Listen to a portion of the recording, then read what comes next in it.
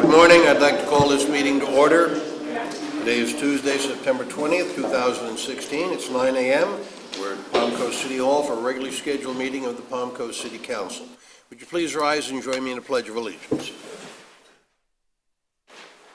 I pledge allegiance to the flag of the United States of America and to the republic for which it stands, one nation, under God, indivisible, with liberty and justice for all.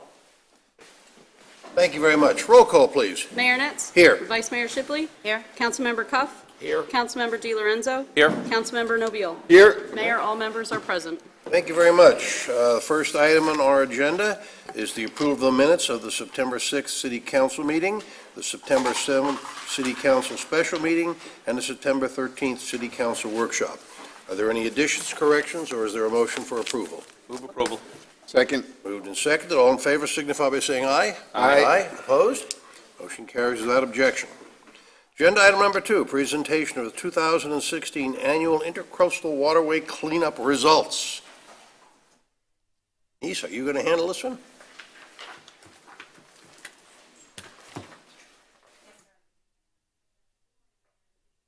Morning. So I'm excited to present the 9th Annual Intercoastal Waterway Cleanup Results. Can't believe it's 9 years. And of course, this fits into our strategic action plan, enhance community and visitors' recreational opportunities and experiences at community events. I'm going to share some fun aspects to what we've done differently this year, but we're always going to revisit what we count on and focus on reduced pollution, increased participation, volunteer safety and convenience, increased sponsorships and community investment, and by far, have fun. So reduced pollution, our core cleanup areas are the saltwater canals, intercoastal waterway, of course our parks and trails. This is an image from what our volunteers receive, and that highlights our core locations. Our event headquarters was at the community center again this year. We have dumpsters strategically located throughout the core cleanup areas. This also serves as an opportunity to expand awareness about what pollution does in our waterways and throughout our environment. And we actually conduct this in conjunction with the September 17th International Water Cleanup event that the whole globe it cleans up, and that happened last Saturday. So since 2013, we've had mascots every year, and we just get the biggest kick out of them. 2013 was Captain Humanity. 2014, Pinch de Leon. And last year, and it's going to be hard to really surpass the favoritism of this mascot, was Scoop.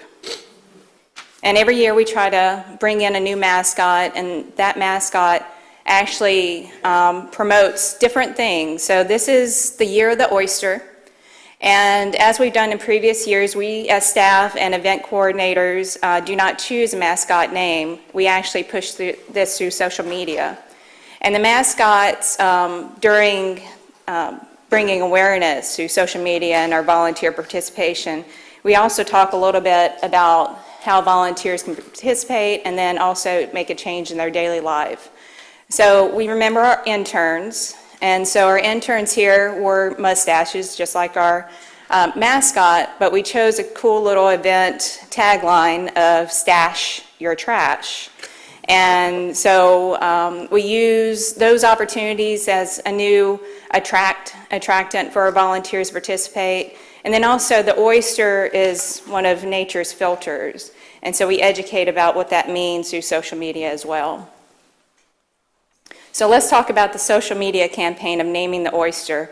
We had an overwhelming response of names, and I'm just going to call out the ones that we have highlighted here. Shelly, Calamity, Sheldon, which was a popular one I heard, Otis, Pearl, Digger, Clammy, Oscar, Clem, Schutster, Oysterton, that was my favorite, Olympia, and Ollie. And the winner was Digger. 147 votes overall, Digger 21. So Digger it is. So amongst the fun, we also focus on safety and convenience for our volunteers. While they're out making a difference, we want to make sure that they're safe. So each of the volunteer kits get a cleanup guidelines and litter removal sheet that you see here. And then also at the bottom, it has a little cleanup summary that we request people to come back after the event to provide the results. We also offer event orientation. This event has grown so much over the years, groups get larger, and so the Saturday before the event, we actually request volunteers come early to get their kits. So when they get their kits, we give them a little safety orientation. We talk about logistics. We talk about how Public Works will be out there providing support, not to pick up big items, just to let us know where they're at. And that happens on the Saturday actually before. And so you'll see here they get their t-shirts, they get their supplies, and they're able to ask any questions, and then they can go and hit the ground running on event day. So this is some event day photos. You can see that Stash the Trash was a big hit. We provided little mustaches and asked folks to share their moments on social media. And just, again, trying to diversify the event and make it more fun and different for our volunteers. And we had some folks actually come from out of town to participate in the event. This is first time I've seen this group. They're called the Litter Getters.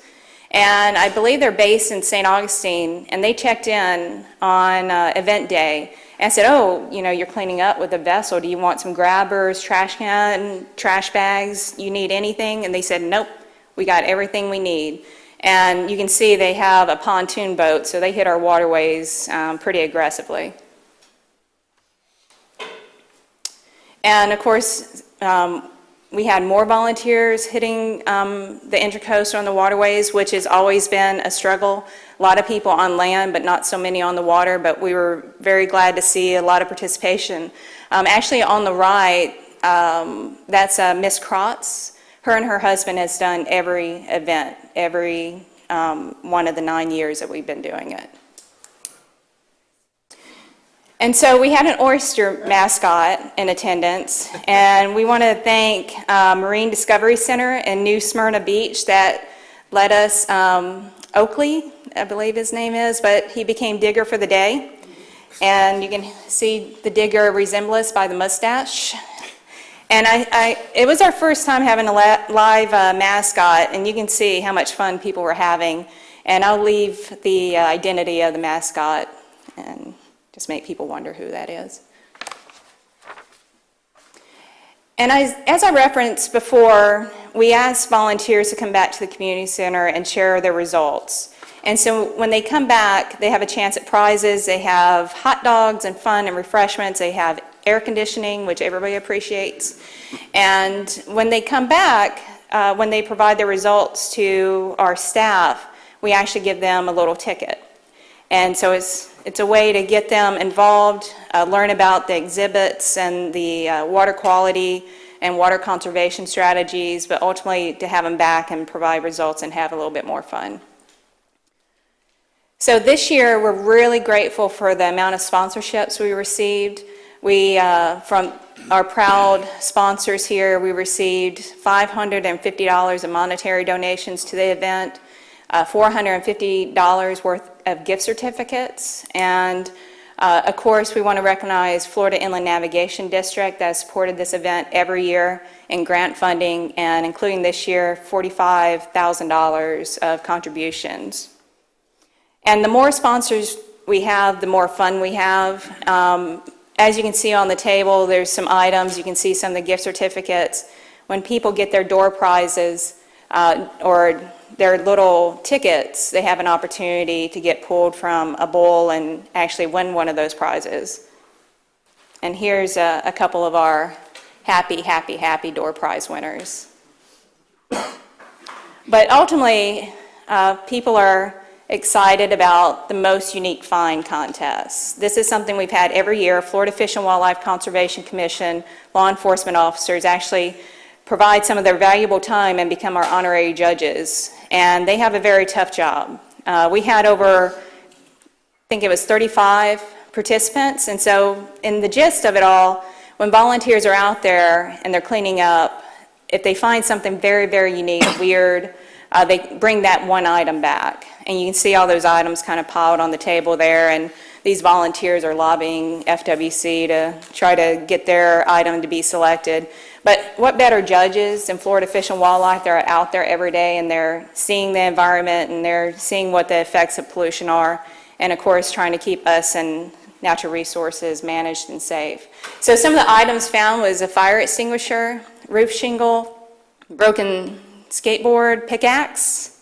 A little scary to find that in the environment. Half of a Palm Coast sign, tape, player, orange cone, green inner tube, and golf balls. And you'll find golf balls in wetlands every time, I think.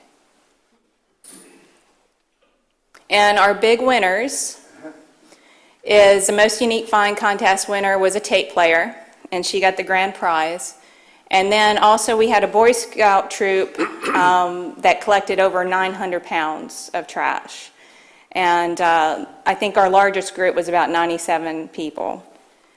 But overall, these are our results. So I share this every year, and probably 10 years, it's going to be too busy to share every year.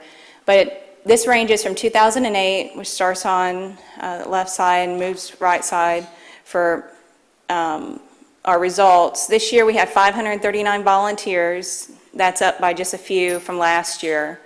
Recycling went up 1,042 pounds.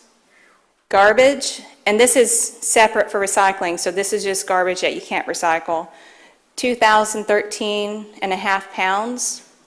And this year, we broke our record. First time we were able to go over 3,000 pounds.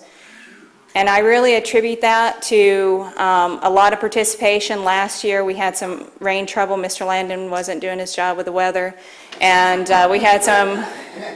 Pay for that one. I know. But on the positive side, he was doing his job this year, and we had beautiful weather. But this is our first year of hitting that 3,000 or more pounds overall, and we had a huge presence on the water. I heard some volunteers come back, and they said people along the trails that didn't know the event was going on said thank you, and they said, we'll do this next year. People honking their horns because they saw the shirts. So there's a lot of pride that comes with that number, too. So over the total 9 events, 10.2 tons collected. So before I open to questions, I just want to thank City Council for your ongoing support for this event. Our volunteers appreciate it. They really have a good time when they do this event. They look forward to it every year. I have volunteers wear last year's event t-shirt when they come in for this year's. And just want to say thank you, and if you have any questions, I'd be more than happy to answer them. Lots of questions. Just a good job. Thank you, Mr. Great Chairman. job. Thanks to all our volunteers. You'd like to think that year after year the amount of trash would diminish, but I guess with our increasing population, that's not going to happen. But great job. Thank you. Okay, let's move on to agenda item number 3, proclamation recognizing September 17th through the 24th as National Estuaries Week. Mr. Cuff, you're up.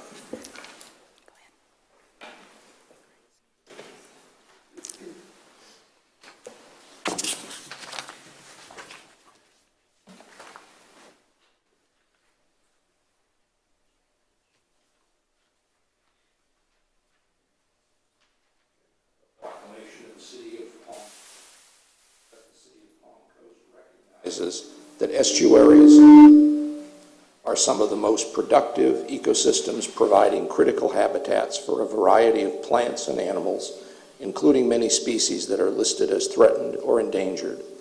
And whereas estuaries provide critical ecosystem services that protect human health, public safety, including water filtration, flood control, shoreline stabilization, erosion prevention, and the protection of coastal communities during extreme weather events.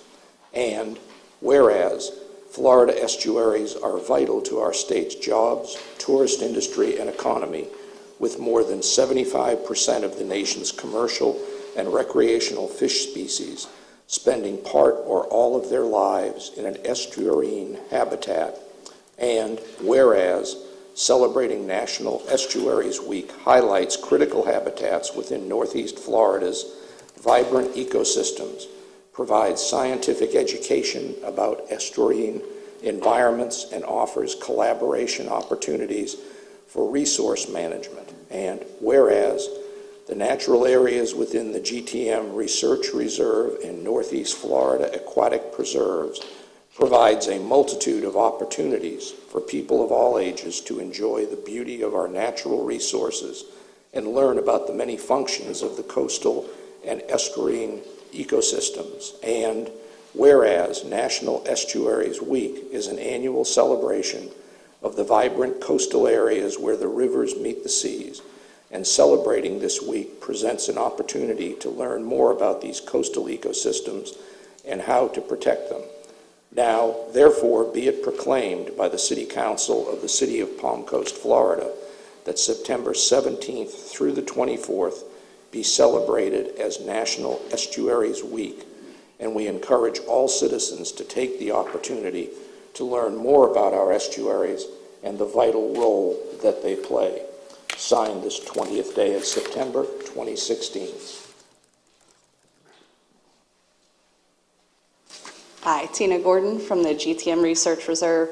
I just wanted to quickly thank the City of Palm Coast for continuing to support both the Research Reserve and our estuaries. We celebrate this week to bring attention to all of the important roles our estuaries play. As those of us who live here know, our estuaries are an important part of what attracts people to this area in Florida, and our natural resources are absolutely vital. I've been continually impressed by the City of Palm Coast and their efforts to protect these pristine ecosystems, and as I'm sure you just saw in Denise's presentation, the commitment from the public here as well. So thank you for this proclamation for National Estuaries Week. Thank you.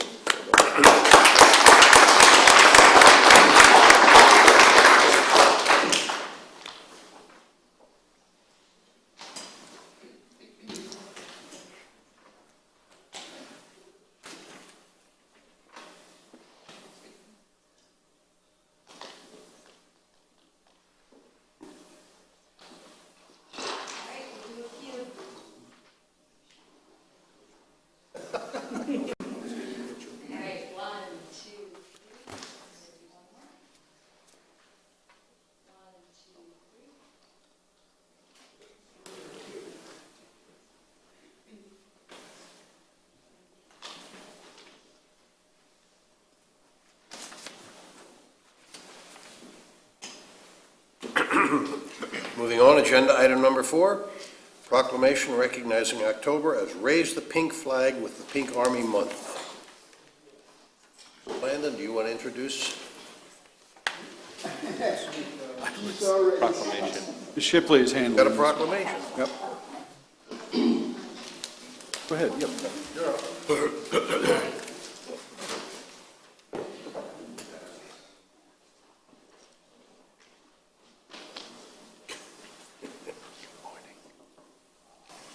Heidi, you're in good company.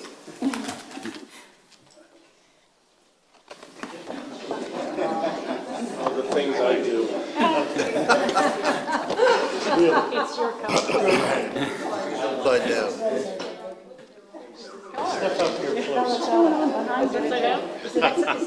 Upside down. Oh, my.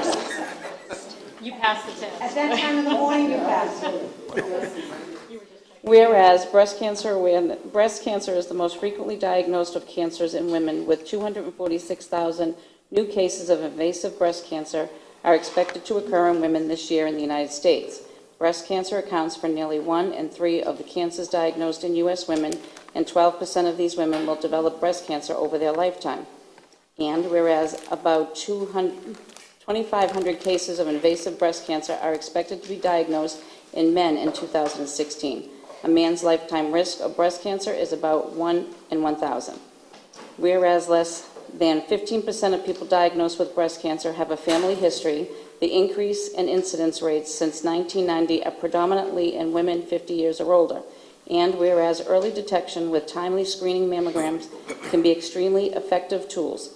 Mammograms are the most effective screening tool for early detection of breast cancer and have resulted in a 37% decline in breast cancer mortality in the U.S. since 1990.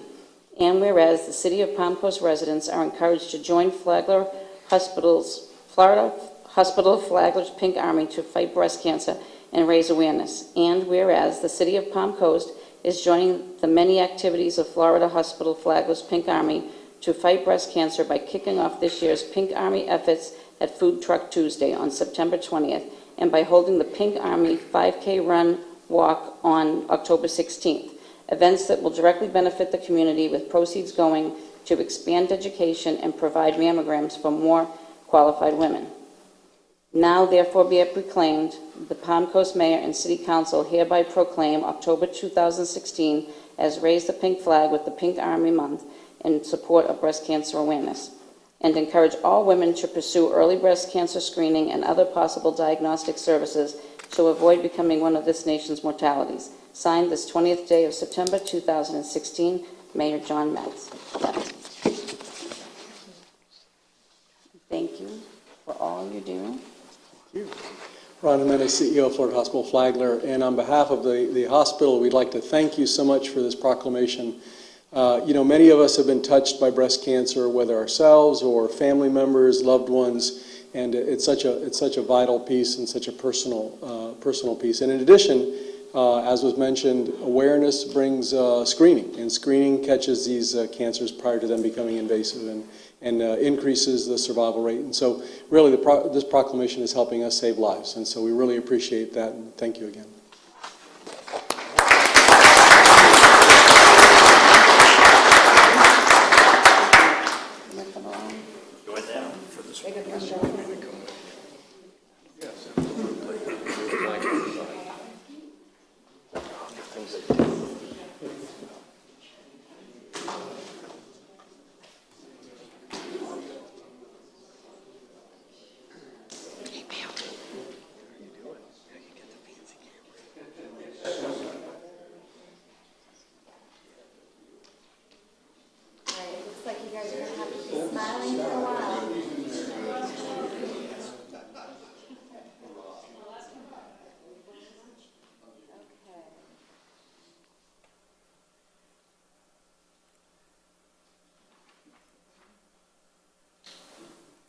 Smiling.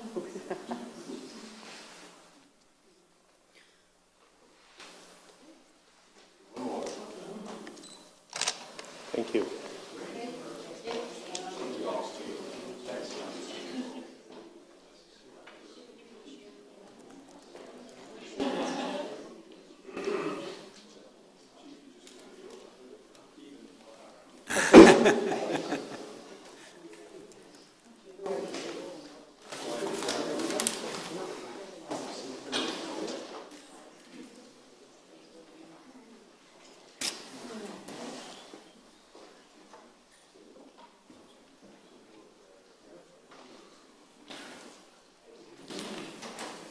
Unfortunately, Ginger, do you want to comment on the Food Truck Tuesday? In the proclamation, we pointed out that we would be working with Florida Hospital Flagler in tonight's food truck event, but based on the weather pattern and the advice of our fire chief, who we consider our own, weather channel, we are going to cancel the food truck event, unfortunately. The weather came in so fast last night, we have 60% chance this afternoon. What we plan to do at this time is that the Pink Army will have a presence at the October the 18th food truck.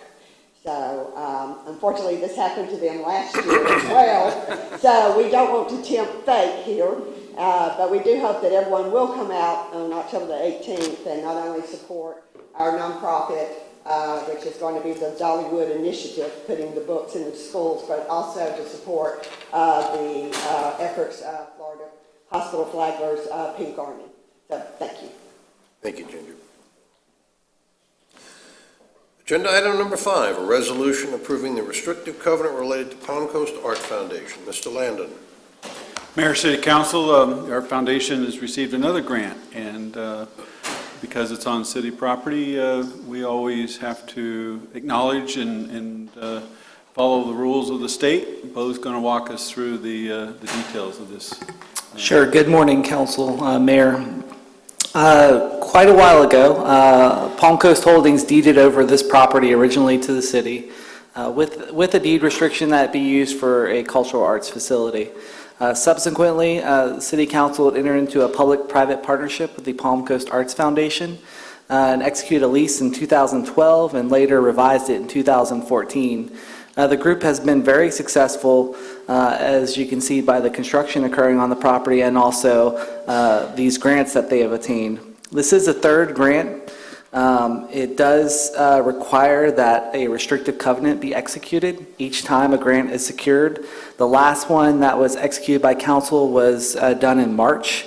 Each of them are for 10 years and are not consecutive. They're all run at the same time. So essentially, this action you have today will extend that deed restriction by about 6 months. And that's not to say that the current deed restriction with Palm Coast Holdings is still in place, along with the lease that you have with the Arts Foundation for 20 years, which are all longer than this restriction that you have in front of you today. But this is actually a very good thing. The city in this public-private partnership has provided the property, and the nonprofit has really executed on building the facility. So, and they continue to look to the next additional phase of construction. There are representatives from the Arts Foundation here today if you have any questions, Council. Questions? Seeing none, we'll open the meeting from the public. Any from the public wish to be heard on agenda item number 5? Don't approach the podium. We'll close the public portion of the meeting. Back to council. Additional questions, comments, or a motion? Move approval? Second? Seconded. All in favor signify by saying aye. Aye. Opposed? Motion carries without objection. Congratulations to the Arts Foundation for another successful grant application. We look forward to bigger and better things. Agenda item number 6, a resolution approving a final plat, Grand Landings, Phase 2C replat. Mr. Mayor, this is a quasi-judicial matter, so if there have been any ex parte communications, any emails or conversations, those should be disclosed at this time. Are there any ex parte communications that need to be disclosed? None? None. Thank you very much. Mr. Landon. Mayor, City Council, this is, if you've been out to Grand Landings, you see a lot of activities, new streets, new houses. This is just one of those approvals that's necessary to keep it moving forward, and Ida is going to handle the details today. Good morning, Mayor, council members. My name is Ida Meehan. I'm a senior planner with Community Development Department. I'm here to present Grand Landings Phase 2C subdivision for your approval. It's application 3109. The location of this proposed subdivision is in southern Palm Coast, south of State Road 100, south of Flagler County Airport, west of Seminole Woods Boulevard, and north of Grand Landings Parkway.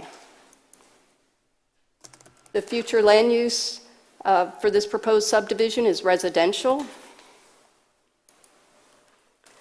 The zoning is master plan development. This is a depiction of the proposed subdivision. It's 41 lots. They all meet the land development code in terms of dimensional requirements and other chapters relevant to the land development code. This is another depiction of the proposed subdivision. In terms of the current status, the subdivision site development permit was issued in September 2015. The infrastructure is complete for Phase 2C. Performance and maintenance bonds are required prior to recording of the final plat.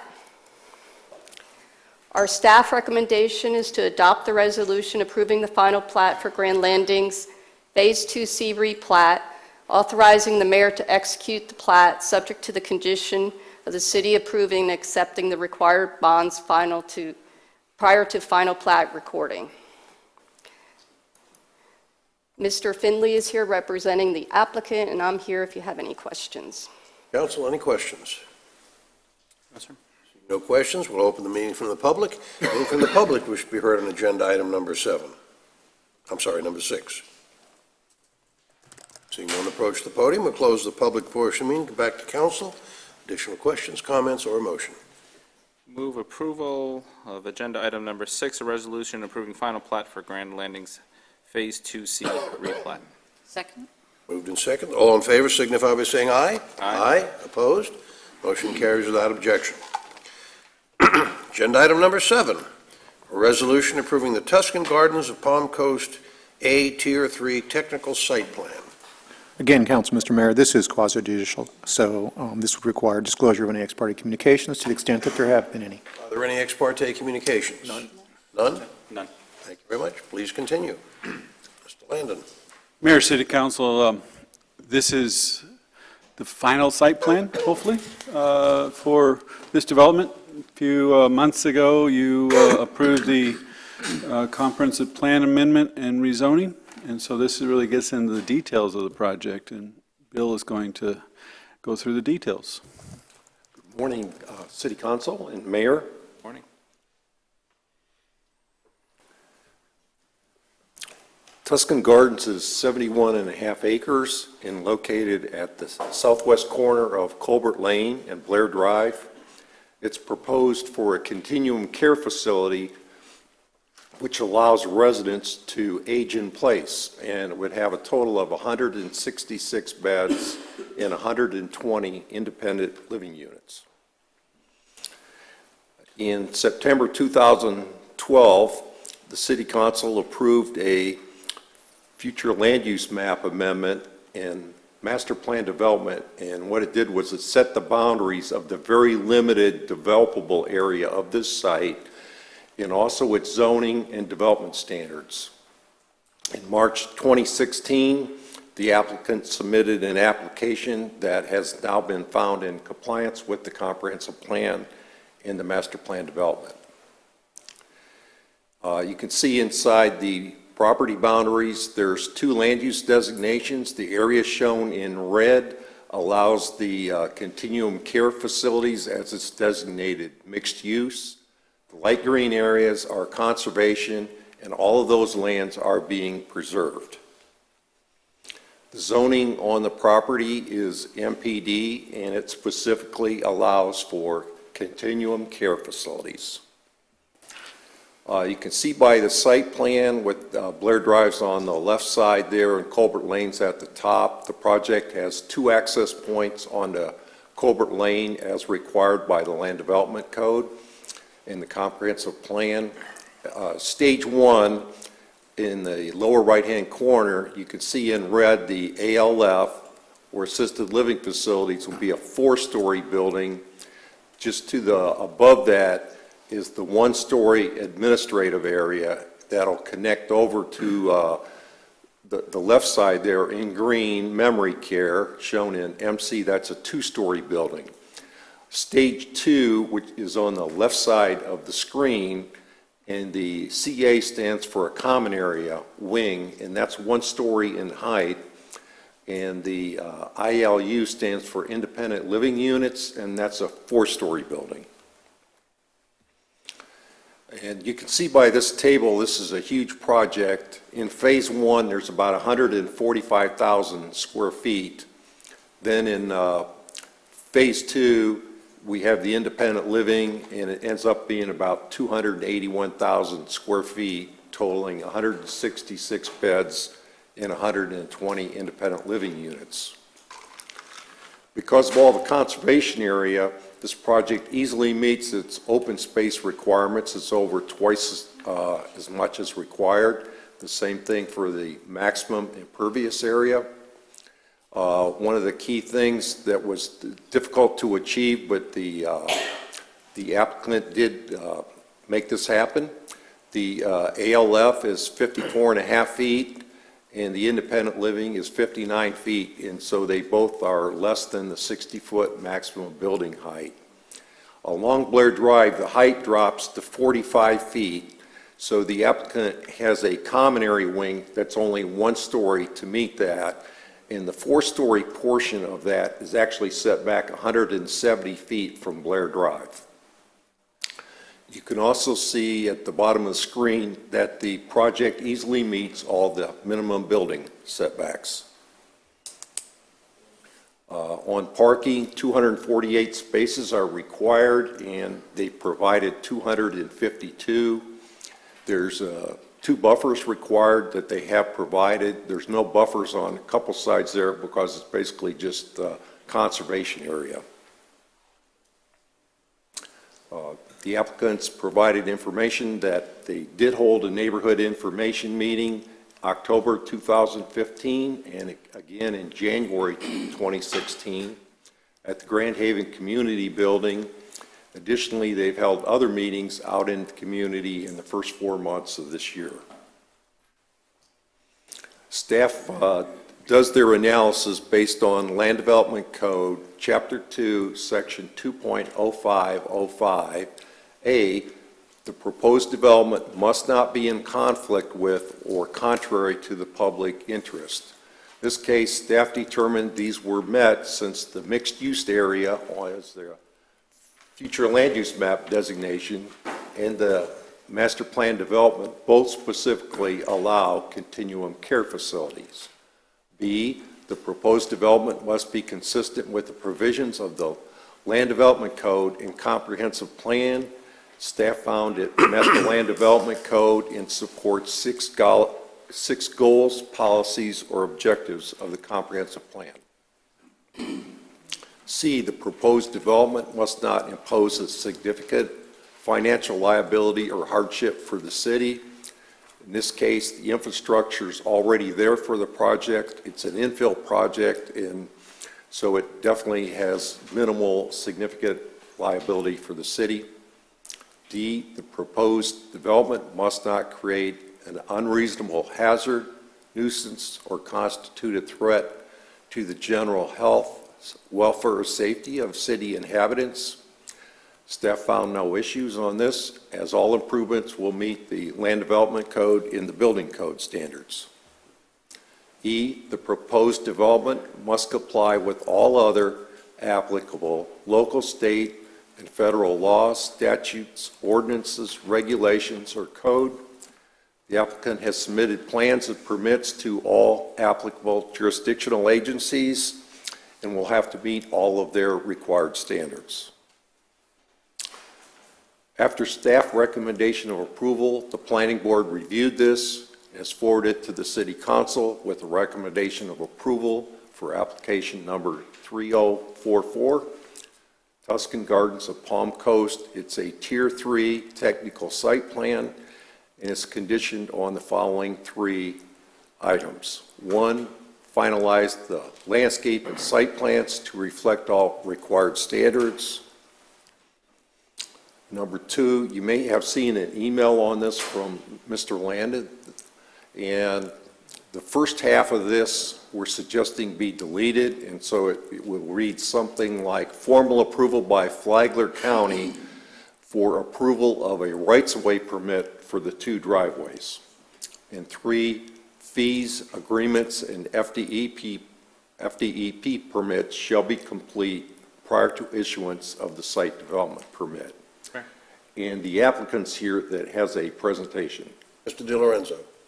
Mr. Hoover, that might not have been very clear to the public what you were just saying there about number 2. So last night, the County Commission conditionally approved a portion of this. So can you just maybe explain it a little better for the public? So last evening, there's 4 small stormwater areas in the right-of-way along Colbert Lane.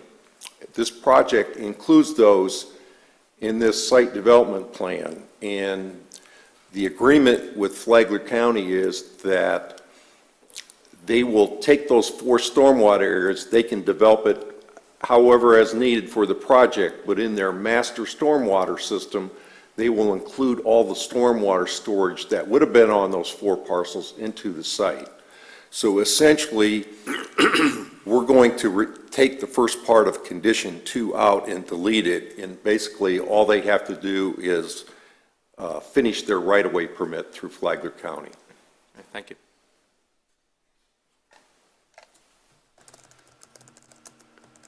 Mayor, Council, Charles Buddy Smith. I'm president of the Tuscan Gardens Group of Companies. We're located downtown Orlando, and it's a pleasure to be here with you.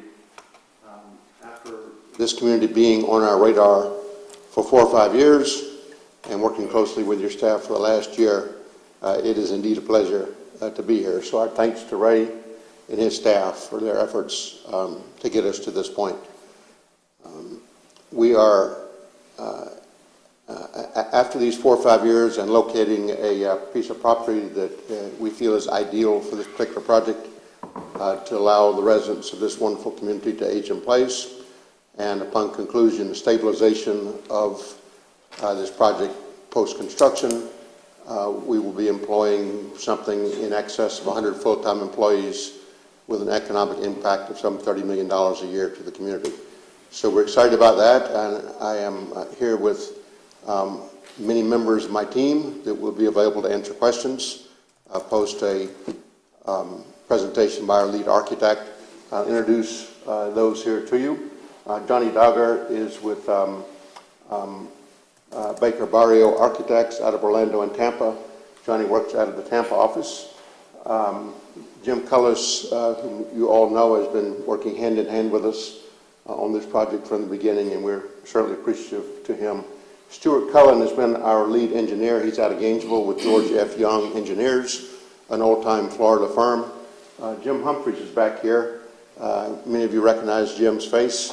He's been our consulting engineer on hydraulics and type issues. And it seems like we've got one, Mike Chimento is here with us.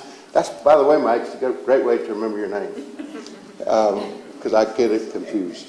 Mike has been our land use attorney on this project, and we're happy to have him to answer questions that you might have. Don't think I left anybody out. So Johnny, I'm going to turn it over to you for the presentation, and we'll be available then to answer questions that you may have. Thank you. I'm Johnny Dagger with Baker Barrios Architects. This first slide shows the overall site plan. A little bit, I won't repeat what Bill talked in detail about these buildings, but I'll just say that on the left-hand side, you're looking at the ALF, Assisted Living Facility, and the memory care component of the project, which is phase 1. On the right-hand side is the future phase, which is the independent living facility. So going to phase 1, on the left-hand side, number 4 there is the assisted living building. Actually, they all say 4. This is actually the courtyard. So on the building on the left is the assisted living facility. The building on the right is the memory care building.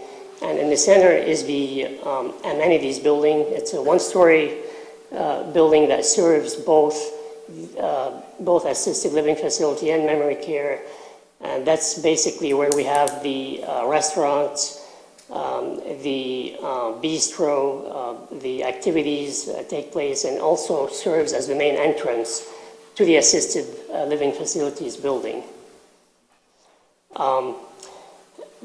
The layout of the project is really nestled within the existing landscape and the constraints of the wetlands and the reservations around it. So it was really designed to work with the existing conditions of the site. I won't really talk much about this. This is the phase 2, but this is the overall site plan of the independent living facility. As you enter through the main gates of the ALF and the memory care project, you will see the amenities building, which really was broken down into smaller forms and elements that would really create the feel of a Tuscan village as opposed to the feel of one institution. And here we're looking back at the amenities building, and beyond that you can see the assisted living facility building. Again, you can see the breakdown of the various elements, and really the idea behind the design is to make the people who are visiting and the people who reside there to feel more like they this is a place where they can live and play as opposed to a place where they're just being taken care of. This is on the right-hand side as you enter. This is the two-story memory care building. And the idea is really to create a Tuscan village within a garden setting. And so we really tried to bring in those architectural elements of what really makes a Tuscan architecture into the interior of the project. So these are just schematic designs that show the intent of the spaces. And really we feel that the goal, or what would really make this project successful is the attention to the detail, making sure that we're using materials that are relative to Tuscany. You've got stone finishes, you have textured stucco, you have wood beams, you have the colors, appropriate colors, and we have a herb garden which also brings in an element of the smell. And that's really concludes my presentation if you have any questions. Council questions? I have one. The overall drawing shows two entrances, and yet this is a phased project. Will both entrances be constructed up front, or does the second entrance go with the second phase?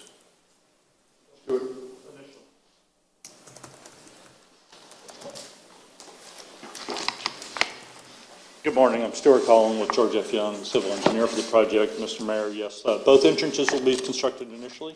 It was part of the expectation of the MPD that they have to have two entrances, and they are going to be constructed initially. Yes, Great. That was my concern. Thank you.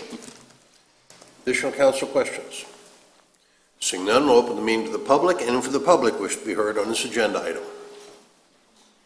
Please give us your name, limit your contribution to 3 minutes. Lewis McCarthy, Palm Coast.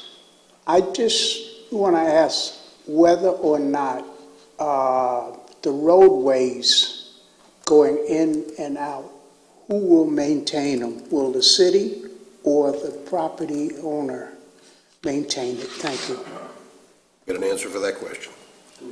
Next speaker. Don't approach the podium. We'll close the public portion meeting. Can someone from the talk about the maintenance of your entryways? Good afternoon again. Stuart Collin, George F. Young, representing Tuscan Gardens, Palm Coast. The Culbert Lane roadway is a county roadway that will be maintained and historically by the county. Everything past the right-of-way into the project will be maintained by Tuscan Gardens Group and their appropriate maintenance entities. Very much.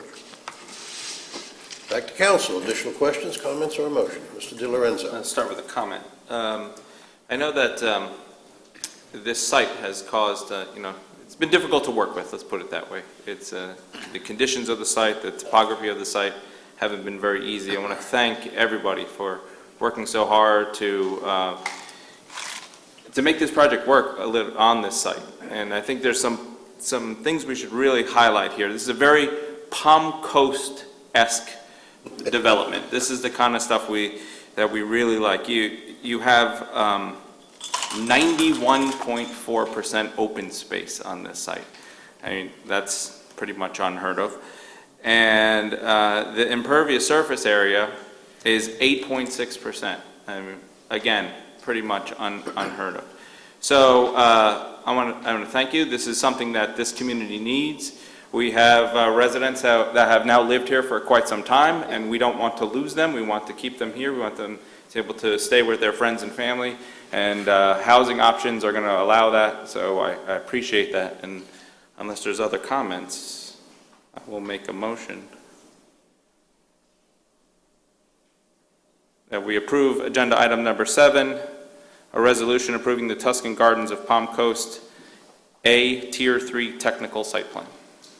Second. Moved and seconded. That's with the revised condition 2. Pardon? With revised condition 2. Okay. The revision to the motion? All in favor signify by saying aye. Aye. Opposed? Motion carries without objection. Again, let me echo Mr. Di Lorenzo's words. Very, very suitable for Palm Coast. Took a lot of work. Mr. Cullis has been with us for a number of years. But stick-to-itiveness pays off. Thank you very much. Agenda item number 8, a resolution approving purchase of budgeted White Fleet for fiscal year 2017, piggybacking on Florida Sheriff's Association contract. Mr. Landon. Mayor, City Council, we've done this the last couple of years where in the budget that you will approve, hopefully approve tomorrow, it includes the replacement of our pickup trucks and adds a couple of new ones. And what we find is that if we can actually order those before October 1, that we can get the 2016 prices versus if we wait till the fiscal year, we get 2017 prices. So we're asking for authorization to make this contract happen or order these vehicles before October 1, hopefully to save. The salespeople are telling us $10,000 to $15,000. We're actually going to know the 2017 prices the 22nd, so that's a couple days from today.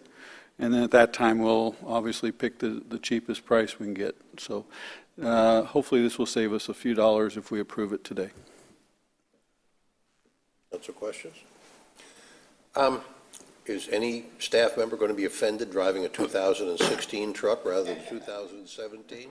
Yeah, and from our standpoint, it really doesn't matter the value of them when they're all done because we run them into the ground, basically. Also, that one of the dealers is saying that they don't have 16s, but they'll give us a 16 price for the 17. So, you know, but to us, a 16 versus a 17 is of no consequence. But, you know, I think it's, before we open this to the public, I'd just like to make a comment. $15,000, $20,000. There are some agencies, some entities who would see that as a rounding error and ignore this little extra effort that it takes. But I think that's the kind of attention to detail. $10,000 here, $10,000 there. Pretty soon you're talking about real money. That's paraphrasing somebody, I remember. But, okay. Council questions? None. Seeing none, I'll open the meeting from the public. Anyone from the public wish to be heard on agenda item number 8? Seeing no one approach the podium, we'll close the public portion meeting, go back to council. Additional questions, comments, or a motion? Motion to approve? Seconded. All in favor signify by saying aye. Aye. Opposed? Motion carries without objection. Agenda item number 9, appoint 5 members to the Planning and Land Development Regulation Board. This could be complicated, so we're going to ask Virginia to handle this in a sequential and orderly fashion. Virginia, you're going to go through this, or you want me to go through this? Why don't you, well, she's handing out the paperwork. Let me, yes. You have 5 seats that are open for the planning board. You have 11 applicants, but we're asking you to only vote for 4 this first go-around, because 4 of these seats are, I want to pass that down. People aren't. 4 of these seats, the terms are up, and one of them is Mr. Cuff's seat, which is completing that term. So please mark your top 4 individuals, and we will tally those up. Anybody who receives 3 votes or more will be appointed, except for Mr. Henderson, who, because he has served more than 2 terms, he will need 4 votes in order to be appointed. So we will go through this a number of times, I'm afraid. Maybe not. You can always be optimistic. 4. How did I miss that? Well, 1 is an appointment. Using your wrong hand. 4. Vote for 4. Okay. Eventually, it'll be 5, but the round 1 is just 4. Oh, I understand. Those are new elections, and we've got an appointment for this guy. You'll get to vote for your 5th one again. So. Okay, gotcha. We'll do it that way, I guess. That's the first. Yeah, second prize is 4 years.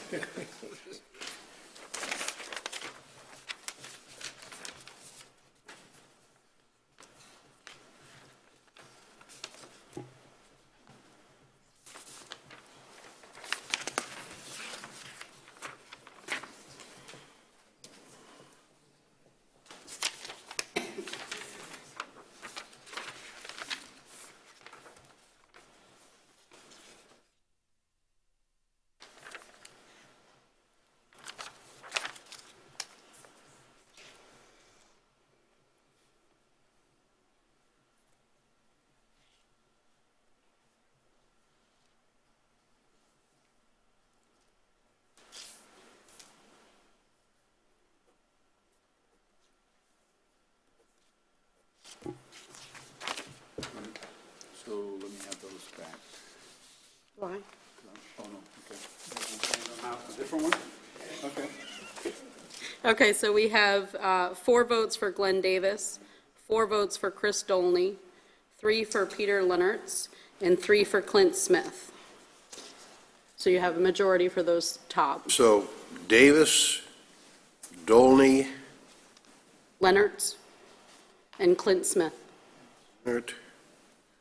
Clint Smith. Yep. Out for the next one. Cross those names off the next go-round.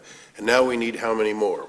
One. One more. Now you're going to do Mr. Cuff's vacancy This will only be for 2 years. for 1. And if nominated, I will not run, and if elected, I will not serve. That's also quoting somebody, as I recall. Who was that? Is that Wilson? Somebody. Somebody who lost, I think. But, Okay, tell me again what we're doing now. We're voting for One person, person, you have to, but we're crossing off Davis, Dolney, Leonard, And Smith. and Smith. And this candidate would need 3 votes. May I borrow your pen, Mr. Mayor? may. Oh, you got it. Thank you.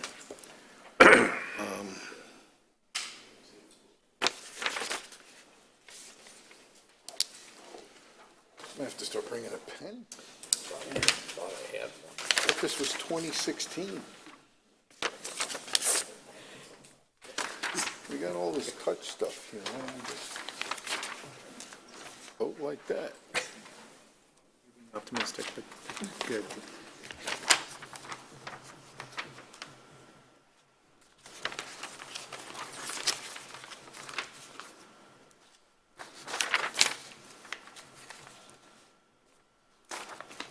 Three votes for Mr. Scully, 1 for Bella Piancha, and 1 for Caruth.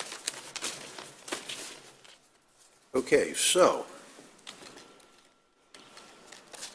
is there a motion to approve? We're not done yet. We're done? No. For the next agenda item. I'm sorry, yes. Oh, I got you. Give him back my pen. okay. Sorry. We got to do it again. We need a motion to approve the appointment of Davis, Donnelly, Leonards, Smith, and Scully. Is that correct? With the understanding that Scully would be the one that would be a 2-year, finishing up the 2-year term. Okay. Correct. That is the motion. So moved. Second. And seconded. All in favor signify by saying aye. Aye. Aye. Opposed?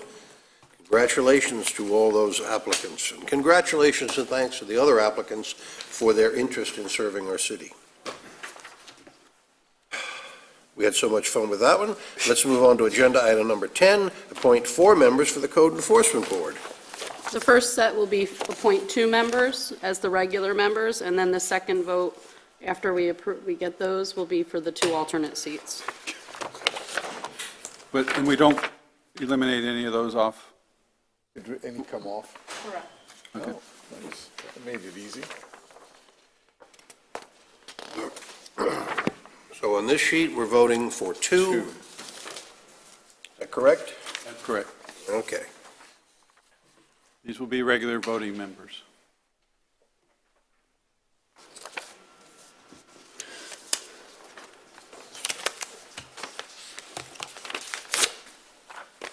I don't know why I folded my name on the top. Yeah, we know. Voting for 2.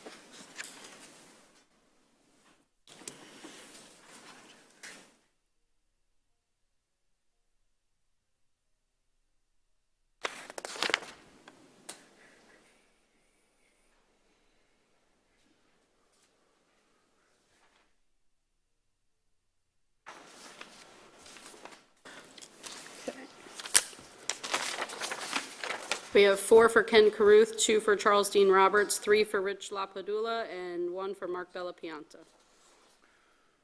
So the Caruth and LaPadula.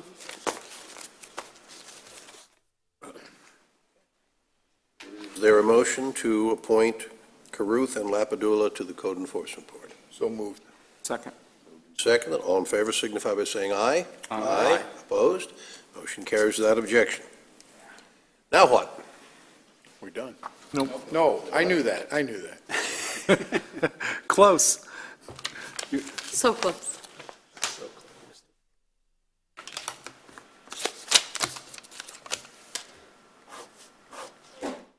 God bless you.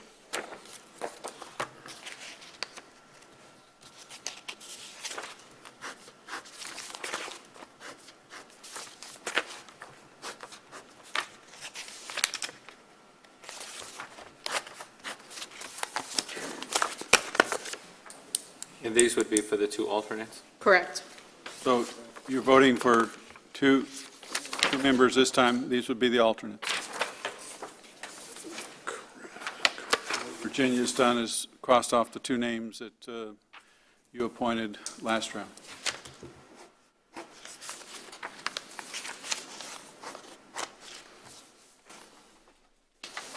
Yes, sir. You may. Thank you.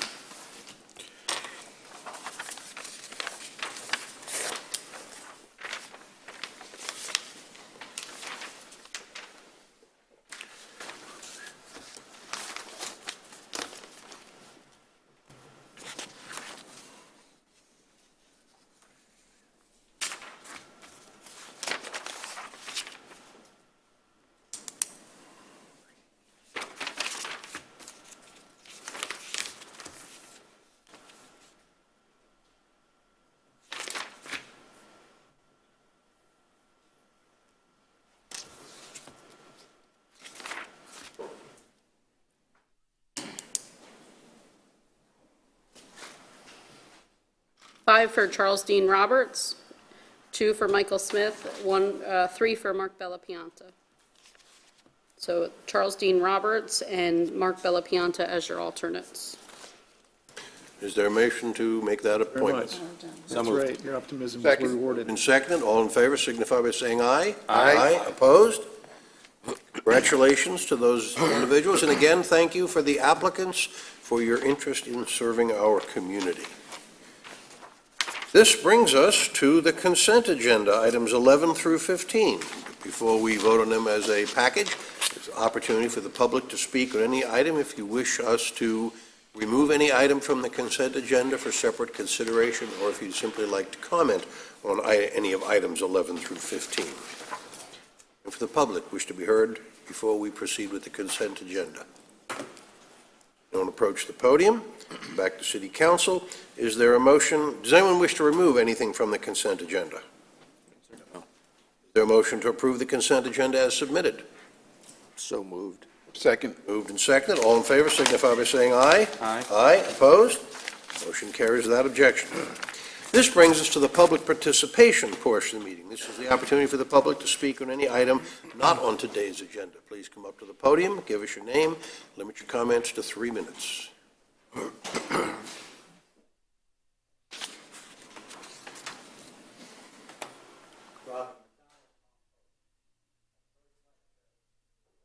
tough to the council. It's, you're filling in a big seat, but I'm quite sure you'll be very capable of filling in that seat. My question is there a time limit how long political signs can be up in the city? Because I know it was different in New Jersey because we never really had primaries. But down here, we were inundated with hundreds of signs, and now we're kind of limited to a couple of sheriff positions and a couple of council seats. But I was wondering if there was a time limit of how many days the signs can be up prior to the general election and how many days they have after the general election to remove them. Thank you.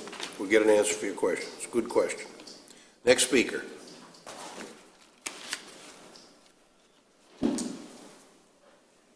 Look at you, no Keen. Getting and cracking. We all gradually make progress. Good morning, George Mayo, Palm Coast. Concerning the intersection at Belterre Boulevard and 100, I was previously told, if I am correct, that there was going to be northbound on Belterre Boulevard a dedicated right turn lane.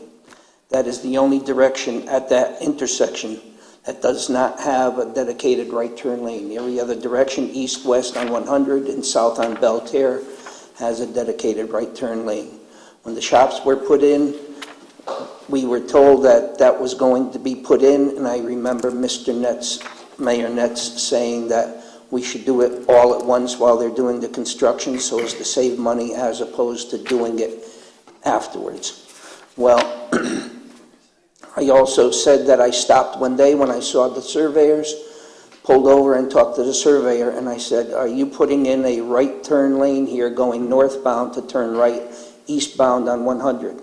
And he said no. And I brought that up to the city council. And Mr. Landon said, don't listen to the surveyors, we're putting in a right turn lane. Last Friday, the developer there with a bobcat started digging out, put in the forms, and poured a sidewalk all in one day, leading up all the way to 100. I'm sure there's going to be enormous foot traffic just crossing the road there to walk to the gas station and everything else. Well, that no longer leaves any room for a right turn lane. Now, was I misunderstood when I saw this? Was I misinterpreted, or what? When I saw them putting in the sidewalk, I went to them and I said, are they leaving room for a right turn lane? Taking the tape measure, you can see there is no room for a right turn lane. They said, talk to the site foreman. I asked where he was, went over and asked the site foreman, are you putting in a right turn lane?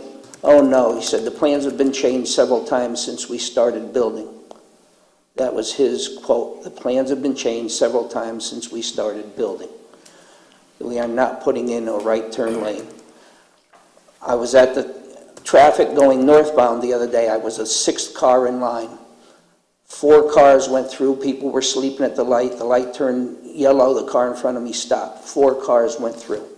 There have been twice already where traffic has been backed up to Zebulus Trail. That is a 1/4 mile. And this is without the shops already being put in. We are also putting in a new road for the south of the airport for the industrial park that they are putting in.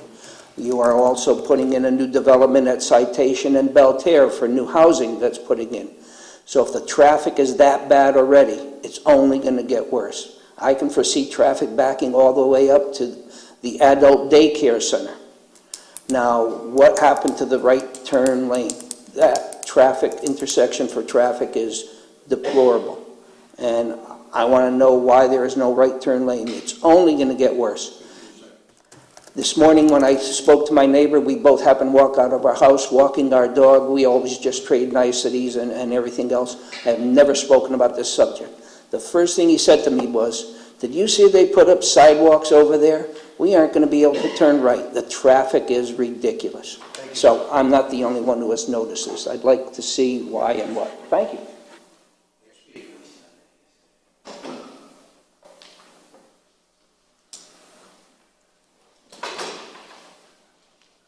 Hi, my name is George Kwankowski, Palm Coast. Last week, Richie Cadillac had an auto and boat sale at the Palm Coast High School.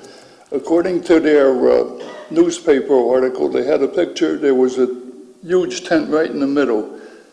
We have these types of sales every couple of weeks. Dealers are coming from all over Daytona. Oh, we had these sales every couple of weeks at the old Walmarts and Kmarts. Dealers were coming from all over the place. Finally, it got out of control. You passed an ordinance, no tent sales. These sales will not help Palm Coast because the cars where the dealers are not in Palm Coast. Please stop the sales before they get out of hand. Mr. Mayor, I'd like to change hats and make a personal announcement on the Zika virus. Last week we received a notice from the Flagler Health Department about 2 suspected cases of Zika virus in Flagler County. Yesterday I received an email from the County Health Department that those cases are positive and the 2 cases are in Palm Coast. Now, our people are treating this area by spraying the area, and these 2 cases that are in Palm Coast are travel related, so the mosquito's not here yet. But there's a lot of talk about the virus, and people should get rid of and flush out brominated plants. We know that the mosquitoes lay their eggs in small quantities, and one item that I think nobody ever thinks of is if they have a rain gauge. If you have one, some people check them once a month and maybe even longer. These eggs hatch approximately in 10 days. You must get rid of all standing water on your property. We have a saying in mosquito control, that is tip and splash. This means to tip over the water and splash it on the ground. This will kill the eggs. I have my own saying, mosquitoes don't bite, they suck. If you have any problems, just give us a call at 445-4135 or online at East Flagler Mosquito Control. Thank you very much and have a mosquito-free year.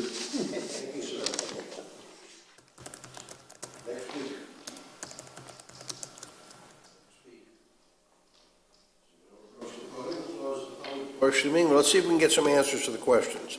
Who is prepared to talk about code enforcement and the timelines for political signs, both before an election and after an election? Anybody got the details? Our city attorney has. Let me make a couple preliminary statements about political signs. First of all, we don't treat them as just political signs anymore or election signs. We treat it as temporary signs. That's what the United States Supreme Court has said recently, is that we don't make distinctions now on the different types of temporary signs, because then you have to look at the content of them. Having said that, we don't allow any temporary signs on the public rights-of-way. So, as I'm sure Ms. Grossman can tell you, that she has quite a few individuals that go around removing temporary signs from our rights-of-way. Now, it's a very different story as to temporary signs on private property. And yes, there are limitations in the state of Florida, both before and after elections. And I will tell you that there is a much more liberal standard, obviously, before, and there's a much more limited standard after elections. So with the exact numbers, I can't speak to that as far as the exact numbers, but I was hoping that Barbara was going to be here. No.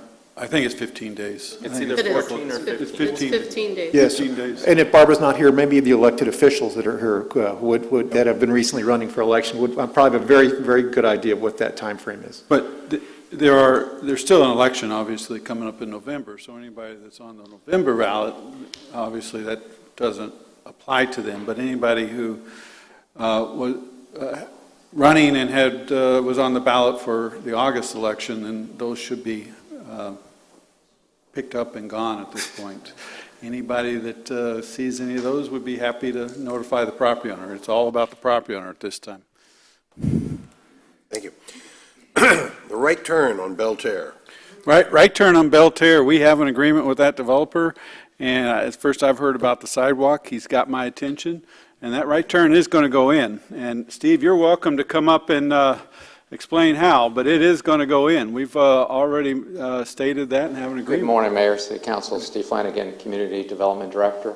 My memory of the right turn lane and the shops at Palm Coast at the corner of 100 and Belterra Parkway is that the lanes, the current lanes northbound, are going to be moved more westerly. This is my memory of plan review and viewing the project. I will confirm that, and we will get information back to you to assure you of what's going on with the shops and the right turn lane. Please get back to City Council with a clarification on this, and also to Mr. McDonald. I think this is, his point is very well taken. Yes, that is something that is needed, and it should not be passed by. It's very typical during construction, and we even have the agreement that we're using their impact fees to pay for these because it's adding, so we have that agreement. And I can recall during that discussion that it also included a sidewalk. So this is just a matter of during construction what you see. And I mean, you can accomplish this by widening the road to the east, or you can accomplish it by widening the road to the west. But they better widen it somewhere. Yep, sir. We'll get it done. Okay. The issue about the boat sale on the high school property, that obviously raised a little bit of concern amongst the members of the Board of Education themselves. It's interesting to note that the City of Palm Coast has no jurisdiction over Board of Education property. What they do on their property is not under our control, but from what I understand, from what I've heard, they're going to change their policies on this kind of lease arrangement. As far as Julia's comment about the Zika virus, yes, we have 2 cases here in Flagler County. Yes, they appear to be travel related. And yes, we need to be vigilant in removing standing water, bird baths, rain gauges, tires, garden pots, so on and so forth. My understanding is we don't have the Aedes aegypti mosquito here. We don't have a Zika virus here yet. Let's try to make it as inhospitable for those little critters as we possibly can. And thank you to the Mosquito Control Commission for your work and your diligence. Keep us pest-free. Okay. Discussion by City Council of matters not on the agenda. Mr. Cuff, why don't we start with you, sir? Okay, just one brief comment apropos to the signs. By my count, one of my 4x4 signs is missing. So if anyone sees one around the community and can't figure out who the property owner is, please let me know through City Hall and it'll be gone. I'm assuming it was knocked down in the weather or something because I've looked high and low for it. But if somebody finds it, I'll even offer a nominal reward for information leading to its capture. So. I have nothing, Mr. Mayor. Mr. DiLorenzo. No, sir. Ms. Shipley. Discussion by City Attorney of matters not on the agenda. Good to be back. Good to see you back. Discussion by City Manager of matters not on the agenda. I have 3 actually very serious items. Let me start off with the latest proposal for the River to Sea TPO. I have sent you some information regarding a proposal that will be considered by the TPO board next week. Just for the audience, the TPO, which Transportation Planning Organization, is where all your state and federal dollars flow through for transportation improvements. So it's a very significant organization, and it's actually a good process where you have a regional approach. So every city having a separate plan. When you have regional highways and streets, it should be planned for and funded regionally. This is a combination of Volusia County and a portion of Flagler County, including all of Palm Coast, is within the TPO boundary. All right. I announced a couple of meetings ago that as a result of a state priority, statewide, of regional trails. There was some of the discretionary dollars that are, the TPO board actually determines priority and how those dollars are spent, were freed up. So the way the process works is that every city in the 2 counties can submit projects. They are ranked based on criteria, and then a priority list is approved by the board of directors. Then they start, when funding happens, they start at the top and start funding them going on down. There's never enough funding every year, and every year we're able to submit additional projects. But those that were on top of the list are supposed to stay on top of the list. So this year, we thought we had 3 of our projects that were fairly low on the priority list that would now be funded if we move forward with them, and was excited about the fact that the Lakeview path in the L section was one of them. The trailhead at Belterre and Lehigh Trail was another, and then the right turn lane on State Road 100 at Seminole Woods were the 3 that we thought were high enough priorities now with the funding available, higher funding than expected. Well, last week we found out that Volusia County knew that there was additional funding available, and they had a bridge project, actually in New Smyrna Beach, but it was a county project, and it came in substantially over the engineer's estimate when they opened the bids. Round figures, it was $5 million, and its estimate was $5 million, and the bids opened at $8 million. And so they were scrambling for how are they going to make up the shortfall. So they have actually requested from the TPO that this project, which is not on the TPO list, is not in the TPO funding cycle. I believe it is being funded by FDOT, but not by this discretionary TPO, by these discretionary TPO dollars. They've requested from the board that 1.6 million of the TPO dollars, discretionary dollars, would go towards funding this shortfall for their bridge project. A project that's not on the priority list, was not submitted. It was just, we need some dollars, can TPO help us out, which is totally against their policies and protocols, highly, highly unusual. I've talked to executive director, she's never heard of this type of request. It is on the agenda for next week, and we believe that it's important that the TPO maintain their processes, their policies, so it's a fair system. And could you imagine, I mean, if Volusia County can ask for this, just this project that didn't go through the vetting system, well, then we can start asking too. And is every meeting we're just going to have this kind of free-for-all of who's going to ask for dollars?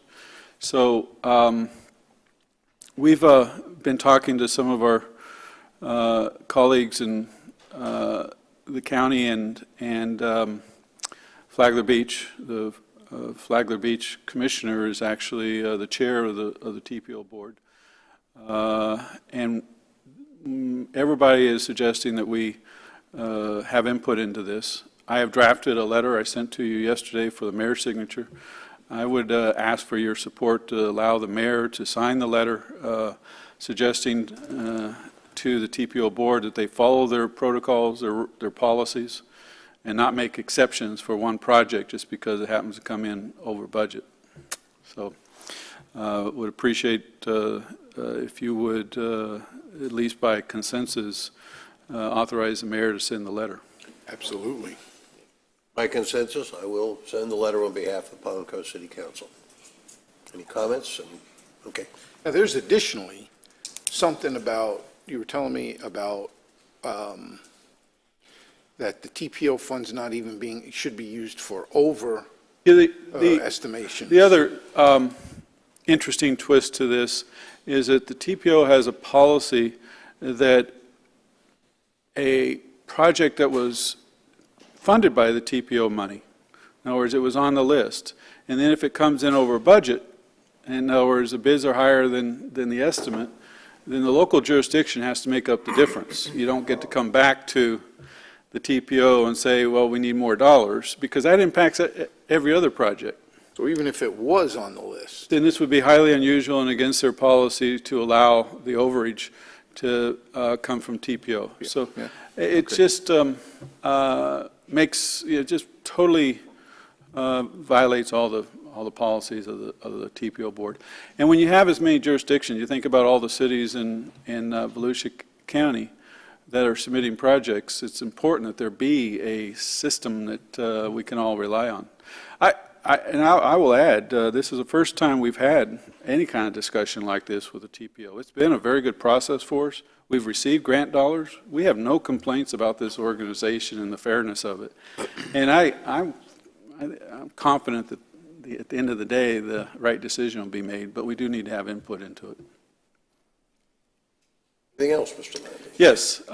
Speaking of the Zika virus, I don't have any details for you other than a little email I just received while we were here and some information from last week that because there was 2 confirmed travel Zika cases here in Flagler County, we have been placed on the governor's emergency area for Zika virus.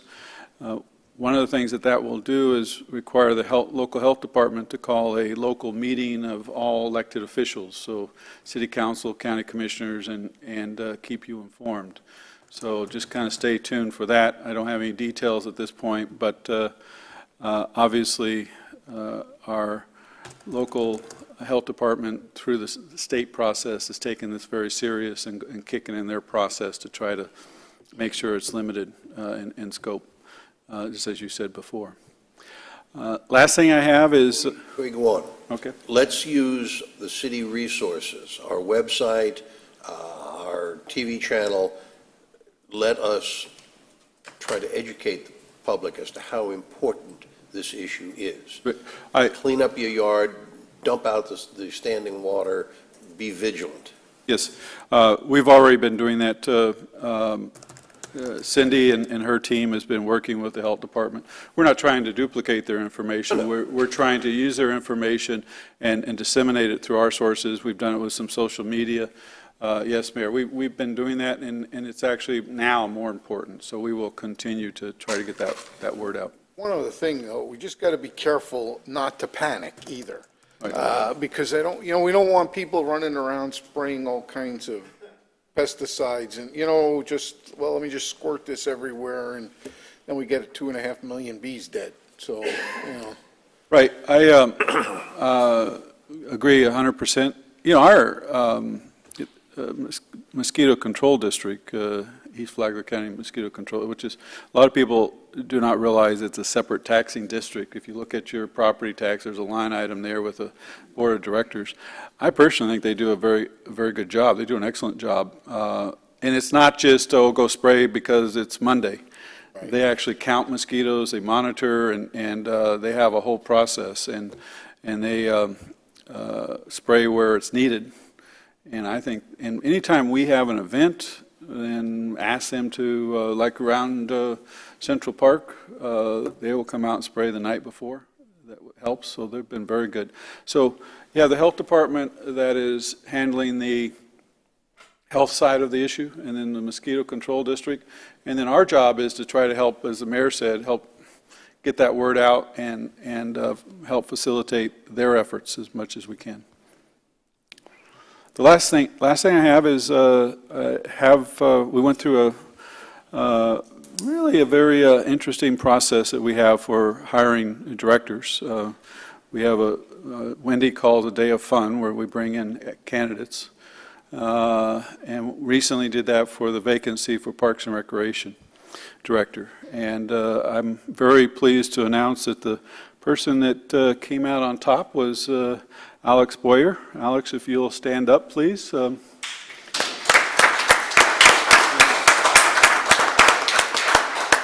Alex is our new Parks and Recreation Director.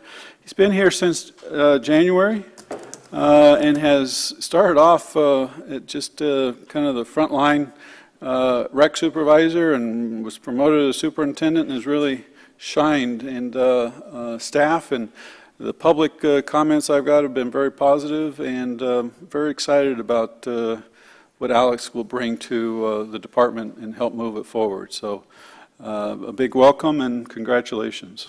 Welcome to the farm, Alex. Mayor, that's all I have for today. Very much. Madam Vice Mayor, Motion to adjourn. we are adjourned.